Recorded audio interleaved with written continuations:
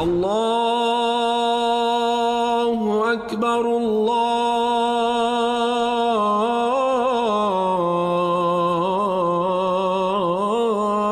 أكبر. Assalamu alaikum and welcome to the Islamic Center at New York University podcast, coming to you straight from the heart of New York City. We're building an amazing Muslim community here at ICNYU where everyone is welcomed and respected no matter where you're from or where you're at. This is the place to be. So open your ears and your heart and come along with us on another life-changing journey. Bismillah. أعوذ بالله من الشيطان الرجيم بسم الله الرحمن الرحيم الحمد لله رب العالمين ولا حول ولا قوة إلا بالله العلي العظيم والصلاة والسلام على أشرف الأنبياء والمرسلين وعلى آله وصحبه أجمعين ونشهد أن لا إله إلا الله وحده لا شريك له ونشهد أن سيدنا مولانا محمدا عبده ورسوله. In the name of Allah, the gracious, the merciful, all praise is due to Allah, the Lord of the universe, the Master of the Day of Judgment. I bear witness and testimony to the oneness of Allah, to His magnificence, His omnipotence, His might, His glory, to His being the creator and sustainer of all things, the giver of life, the guider of hearts, the master of the Day of Judgment. And I bear witness to the fact that Muhammad ibn Abdullah sallallahu alayhi wasallam is His servant and final messenger. May the peace and blessings of Allah be upon him and upon all those who choose to tread in his path until the last day. In Surah Al-Mulk, Allah Azza wa Jal says in its second verse, الذي خلق الموت والحياة ليبلوكم أيكم أحسن عملا. That after an initial verse of recognizing how elevated and sovereign the divine is, He gives a depiction of Himself that says He is the one that has made both death and life so that we might be from amongst those who seek to meet with ibtila, overcome, in the performance of doing deeds, actions that are good, that are better. The grammar of this verse is something that's really important to understand, especially within a lot of what we expose ourselves today in a prism of modernity. That when it says ahsanu amalan, it doesn't say al-ahsan, that you have to be the best. But the utilization of ahsan denotes not the best, but better. And ayyukum is giving an indication of you all, but not in a mode of competition, that it is I versus you in a way that renders an unhealthy sense of self. But the I that is me today is not afraid to meet the one that I can come tomorrow. The yabluwakum, the ibtila, is growth mindset, resilience, perseverance. It's really hard to be the one who is the best at anything. And Islam as a religion doesn't posit itself upon an idea of a foolish pursuit of perfection. It doesn't have this notion that says that our successes are rooted in that we are better than anyone, denoting that we are the first in that way. But that I go in a constant mode of gradual progression. That I'm willing to embrace a notion that I can have change that doesn't have to be rooted in false senses of self and introspection that is damaging. But a sense of self that recognizes that what it is that I seek to achieve, both inwardly and outwardly, just has me with me and not necessarily in comparison to anybody else. I want you to think about the way that most of the world is structured. The way that we pit ourselves against one another in pursuit of things that we are then told will give us a sense of satisfaction, but quite honestly cause more anxiety than anything else. The idea that I have to be able to somehow prove myself to an array of bullet points on a single sheet of paper in front of an individual that's going to ask me questions that have nothing to do with me, but still nonetheless will have me be positioned against hundreds of others that I'll never meet in my life, to be able to determine that somehow I am the one that's deserving of whatever it is that they are telling me I need to chase after, of the dunya that's causing me anxiety in the first place. I sit in such a mode, in a bubble, day in and day out, that has me chip away at my sense of self-esteem and self-confidence. The idea that I pursue what I pursue is not rooted in what it is that it claims, that it gives me anything of real meaning. You don't chase after the money you chase after because you believe that the money is going to somehow give you a sense of goodness. You chase after money that you chase after because you believe that if you don't have it, that means you are not a good person. You chase after a home, you desire companionship, you want to have certain things that fall into a formulaic process of success because cognitively you have a core belief that says, my goodness is attached to having these things in my hand. Yet a Prophet ﷺ who slept on a mat that left marks on his back, that when his companions looked around in his home, he didn't really have too much of things in terms of worldly possessions. And it would bring tears to their eyes when they would see him in this way, and when he would inquire as to why the tears were there. They would say that the kings of the Romans, the Persians, they live with such luxury and comfort. And they had a love for the Messenger sallallahu alaihi wasallam. They didn't want to see him exist in this way. But he understood the proportionality of this world in relation to the next. And what he was chasing after wasn't somebody else's aspirations. He knew what he believed in, and he knew what he had to do, not only to get himself there, but to try to get the people around him that he loved to get there as well. If you were to look at fundamental game theory, it posits two types of games that come into existence. A game that is considered to be finite in its nature, and a game that's considered to be infinite. And many of you probably know this much better than I do, but you want to be able to draw parallels to it from the standpoint of our spiritual tradition, to not think about it just in terms of the way various prisms of academia highlight it to us, in terms of business, corporate sectors, in terms of how nation states interact with each other at times of war, or any other industries. But to understand it in terms of the application of yourself and what it is that you are in pursuit of, and how it is that you live for something that does not have necessarily a finiteness to it. Because you and I, we are created beings, but we were made for eternal existence. May Allah make us all people of Jannah.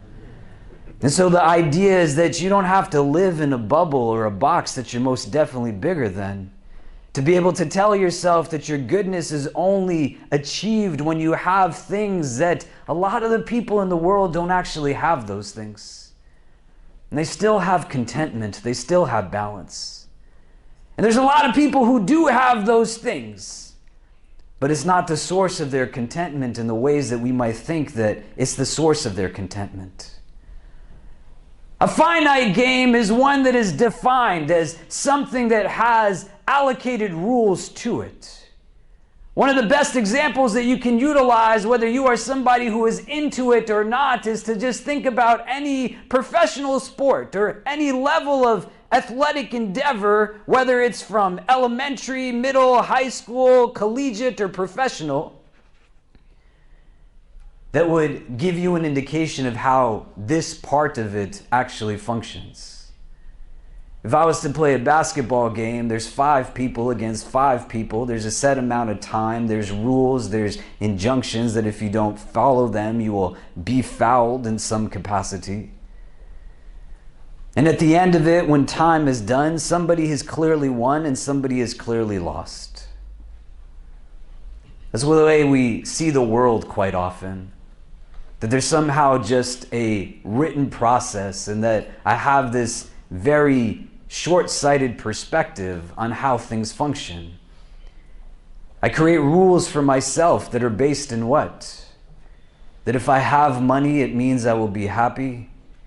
And then I'll do whatever it is that I need in order to take it, even if it means somebody else has to have less than is the base minimum of what someone requires.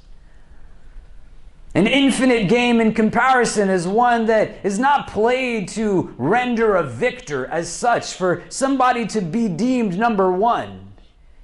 It's not one that recognizes that all players in the game are identified, but it understands that there are unknown individuals that will come into play.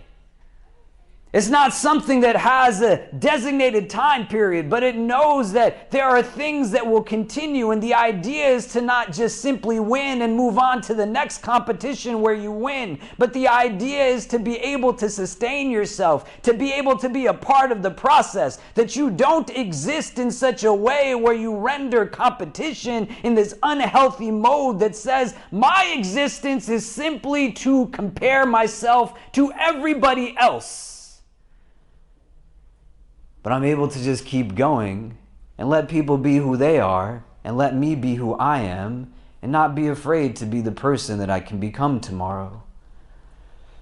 That I allow for myself to go in such a mode of existence that knows that I don't have control over everything. That I am not the one that shapes whatever industry that I'm a part of, but I can sit and think about what it is that I actively contribute to it. We have everybody come up close again, please.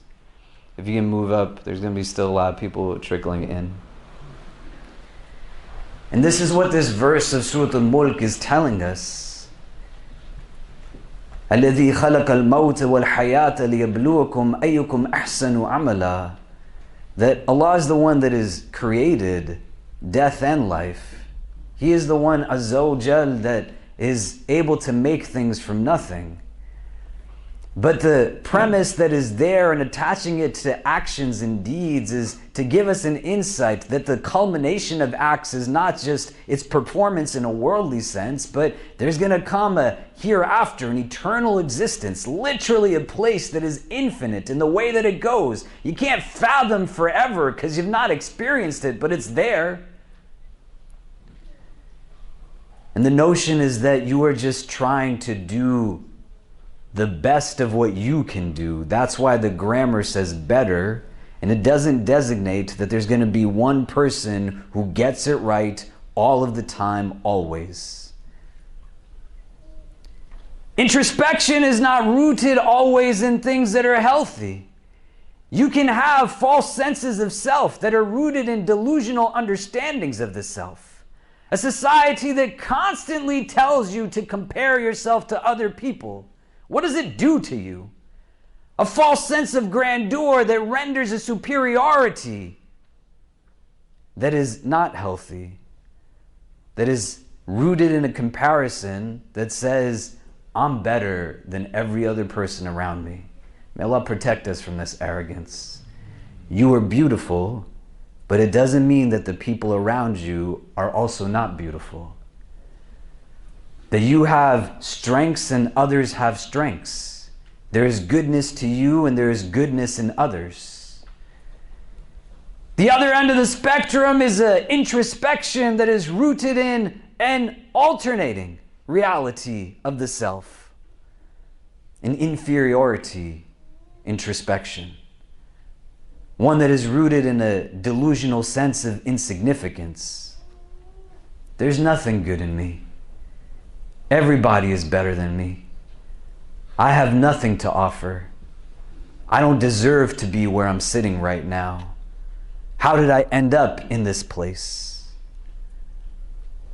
It's a comparison that again is rooted in a mindset of how do I relate to those that are around me?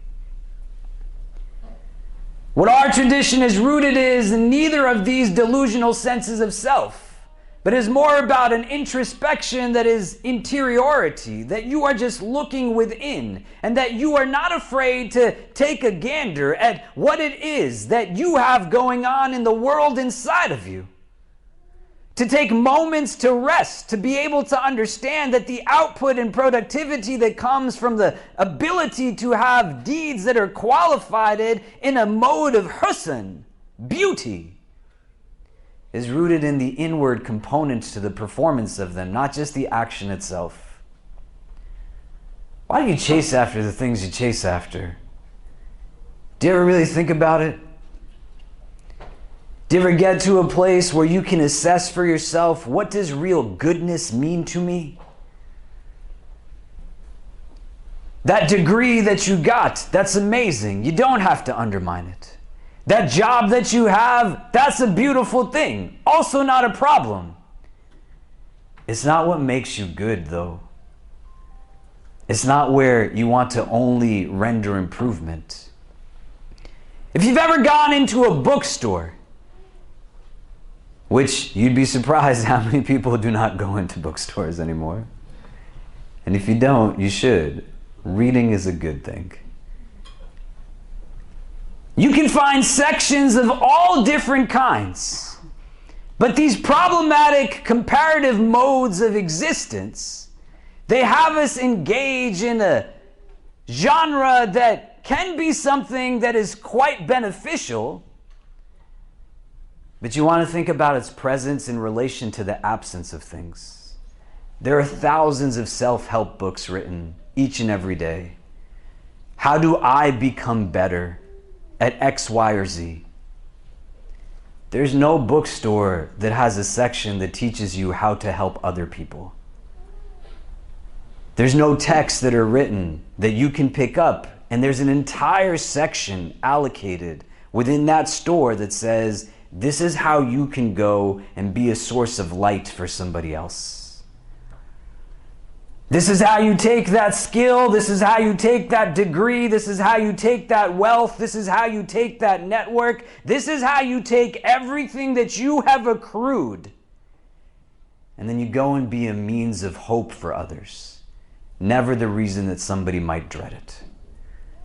But in a place now where a world teaches us to have ourselves in an anxiety that there's always something that is not good within you, you got to remember what Allah tells you. لَقَدْ خَلَقْنَا الْإِنسَانَ فِي أَحْسَنِ تَقْوِيمٍ, that He has made humanity in the most beautiful of forms. So your default setting is that you are a creature of beauty. You do have goodness. There is light to you. There is luminosity to you. And the way to uphold that is to not gaze to yourself in a perspective that then causes you to be stifled, to put your reliance and trust on things that are not meant to be what are true enhancements of who you are. But to be able to recognize that regardless of where you might be in whatever positionality of this world and what it deems to be successful, your goodness is rooted in not necessarily just doing what others say is what has to be done to be successful, but you take it from someplace else that allows for you to not be afraid to reach your actual potential. You have a Prophet ﷺ who beyond anything else was just a good person. And when you think about everyone and anyone who in the coming weeks around the world is going to be in this month of Rabiul Awwal, sitting in gatherings, remembering who Muhammad sallallahu alaihi wasallam was. His leadership wasn't something that was given to him because of a rank. That's not leadership.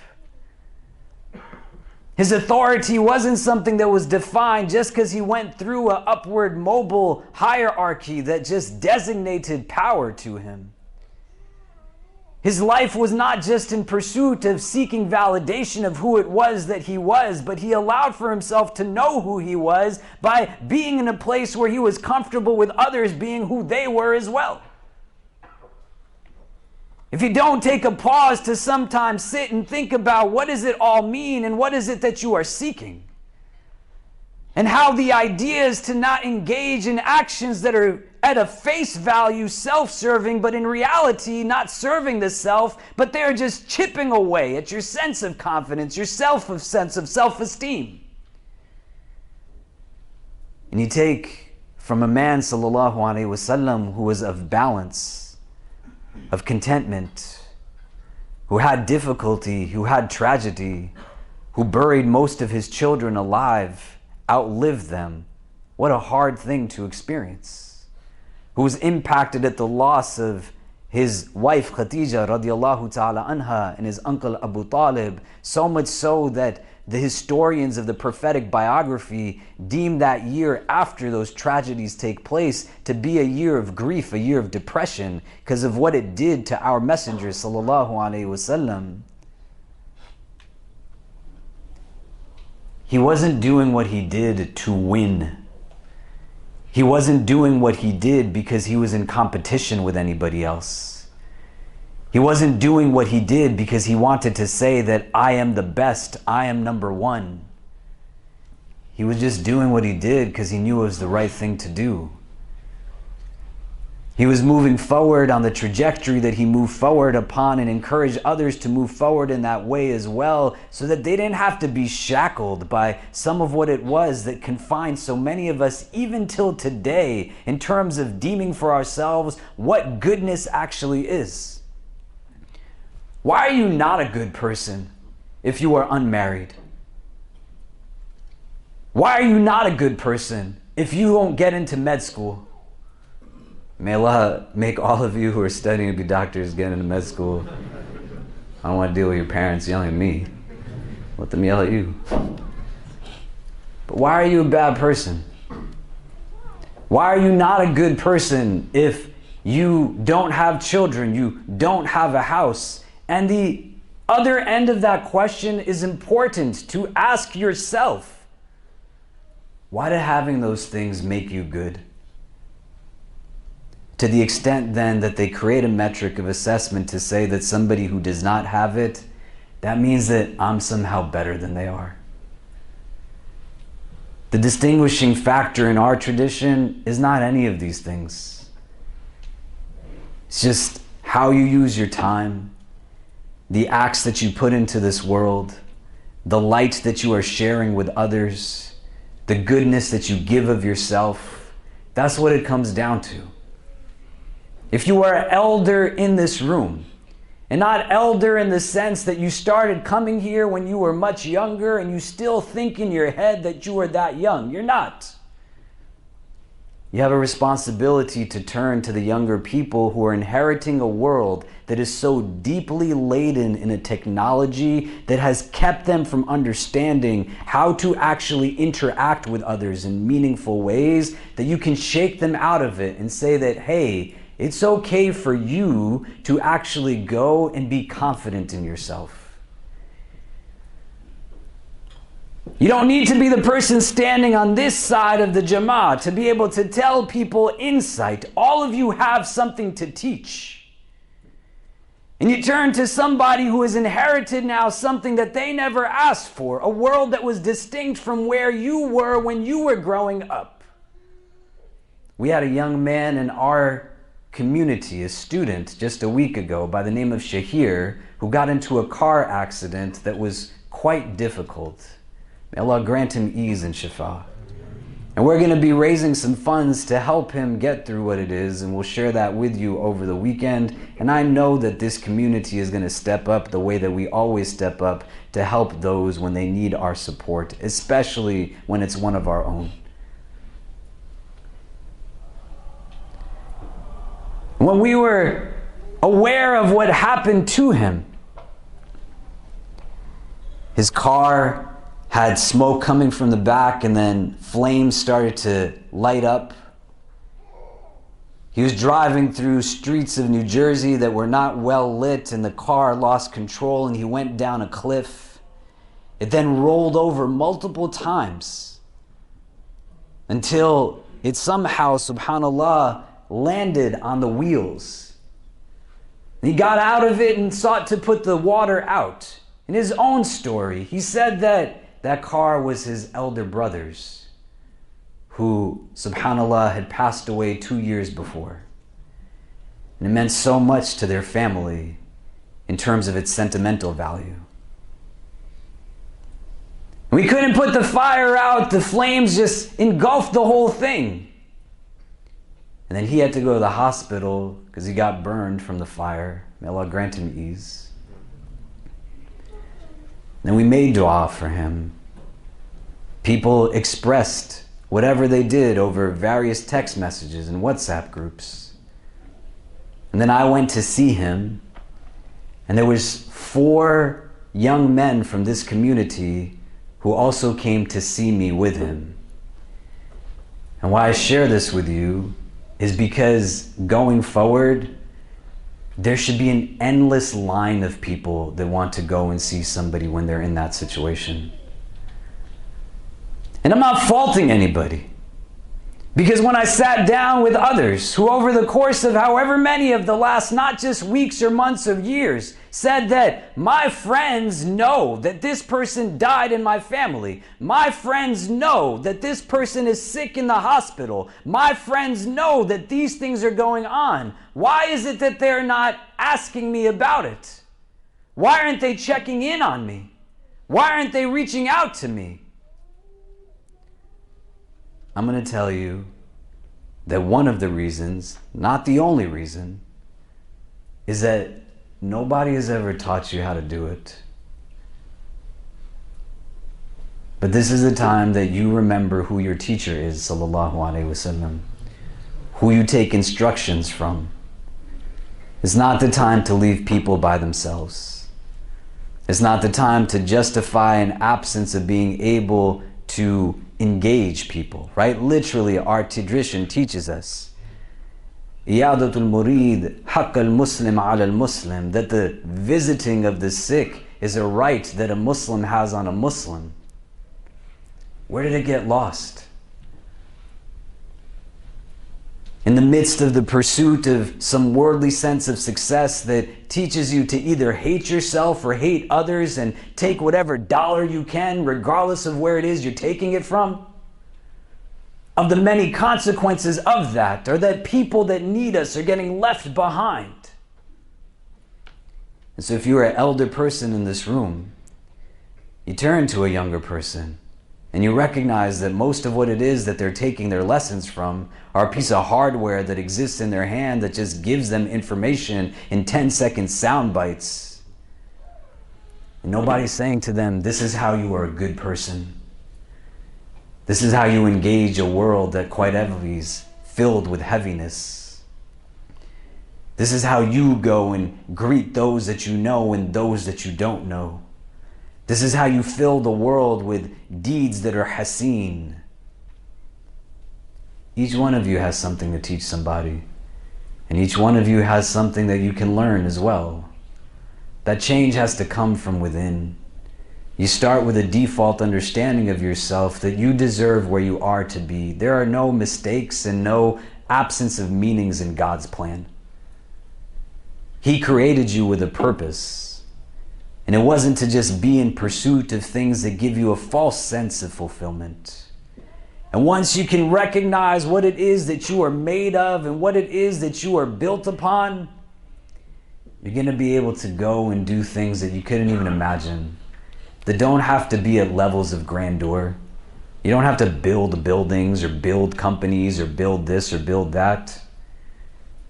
But even if you're impacting one heart in a positive way, you're able to give somebody a sense of upliftment, a sense of hope. That might be everything that somebody needs to make their entire journey forward feel something different. So on this day of Jumu'ah, look within yourself in a productive way. Make dua to Allah that you stop seeing yourself in terms of where you are lacking or seeing others in terms of where you perceive them to be deficient. Ask Allah to help you to see yourself the way that He sees you, Azza wa Jal. To be able to see you at the level of your heart and everything that you have capacity to be able to give. And it's going to make all of the difference in terms of what it is that you are able to experience when you move through this world until you get to a place of ultimate contentment in the world beyond this one. أقول قولي هذا واستغفر الله لي ولكم ولسائر المسلمين فاستغفروا إنه هو الغفور الرحيم.